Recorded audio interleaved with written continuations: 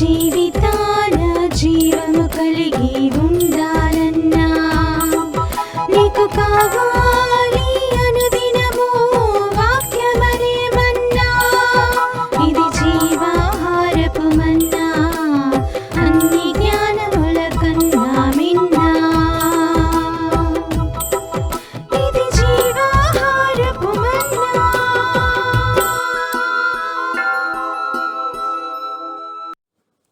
ప్రియ సోదరి సోదరులారా, ప్రభువునందు మీకు శుభములు. అక్షయత అంటే క్షయము కానిది అనగా నశించినది అనర్థం. మరి క్షయమైనదేదో మొదట తెలుసుకుందాం. క్షయమైనది మన శరీరమే. అలాగుననే నరుని శరీరమందు దీపము అనగా జీవమునిచ్చు వెలిగించు ఆత్మను దేవుడు ఉంచాడు. కానీ పాపం వల్ల జీవాధిపతి అయిన దేవునికి దూరమై పాప ఫలితంగా మనమును కొని తెచ్చుకున్నాడు. జీవనిచ్చు ఆత్మ దీపము చల్లారుతూ మహమకలాడుచున్నది. కానీ కరుణామయుడైన దేవుడు మానవుడు నిశించుట చూచి సంతాపపడి తన దయాపూర్వక సంకల్పం చేత తగిన కాలమందు తన అద్వితీయ కుమారుని యేసుక్రీస్తును ఈ లోకము పంపి సర్వపాపముల నుంచి పరిహారం చేసి మరణమును తప్పించెను. 2 తిమోతి 1:10 క్రీస్తు యేసును రక్షకుని ప్రత్యక్షత వల్ల బయలుపరచబడినదే తన కృపను బట్టి మనల్ని రక్షించుటకై పరిశుద్ధమైన పిలుపుతో ఆయన మనల్ని పిలిచెను. ఆ క్రీస్తు యేసు మరణమును నిరర్థకము చేసి జీవమును అక్షయతను సువార్త వలన వెలుగులోనికి తెచ్చెను. కాబట్టి ప్రియులారా, 1 కొరింథీ 10:50 తెలియజేస్తున్నది, రక్తమాంసములు పరలోక రాజ్యమును సాధించుకొనవు, క్షయత అక్షయతను సాధించుకొనదు. అందువల్ల ప్రభు అయిన యేసుక్రీస్తు విడవకూడని మహిమభాగ్యమును వదిలి క్షయమైన మానవ శరీరము ధరించి వచ్చాడు. తన పవిత్రమైన పరిశుద్ధమైన తన శరీరమందు సర్వలోక పాపములను శిలువలో మోసి తన పవిత్ర రక్తమును కార్చి పాప పరిహారం చేశాడు. పాపము యొక్క ముల్లైన మరణమును జయించి మర్త్యము నుండి అమర్త్యతను ధరించుకొని మహిమలో పునరుత్థానుడైన మనములలో మొదటి ఫలముగా పరలోకంలో ప్రవేశించి తండ్రి కుడిపార్శ్వన కూర్చున్నాడు. యోహాను సువార్త 11:25 యేసుప్రభు అంటున్నాడు, పునరుత్థానమును జీవమును నేనే. నా యందు విశ్వసించువాడు చనిపోయినను తిరిగి బ్రతుకును.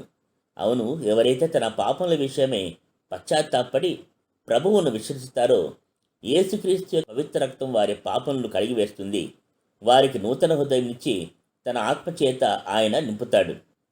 రోమీయులకు రాసిన పత్రిక 8:11 మృతుల నుండి యేసును లేపిన వాని ఆత్మ మీలో నివసించిన ఎడల మృతుల్లో క్రీస్తు యేసును లేపినవాడు చావునకు లోనైన మీ శరీరములను కూడా మీలో నివసించున్న తన ఆత్మ ద్వారా జీవింపచేయును. ప్రియులాల, ఎలాగైతే విత్తనం విత్తబడి అది చచ్చి ఒక మొలకగా నూతన శరీరం ధరించి మొలకెత్తుతుందో అలాగే మన క్షయమైన శరీరము విత్తబడి అక్షయమైనదిగా లేపబడును, ఘనహీనమైనదిగా విత్తబడి మహిమ కలనిదిగా లేపబడును.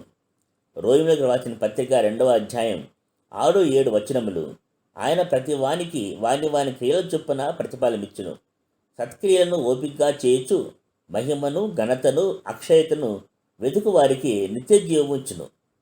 పాపము నుండి విమోచింపబడి దేవునికి దాసులైతే పరిశుద్ధత కలుగొట్టయే వారికి ఫలము, దాని అంతము నిత్య జీవము.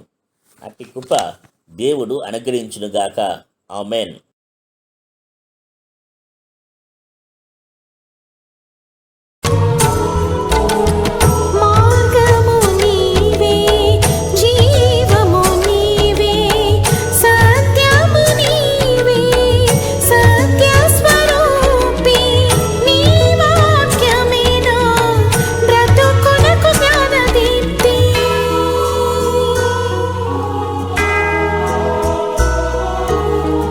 ఈ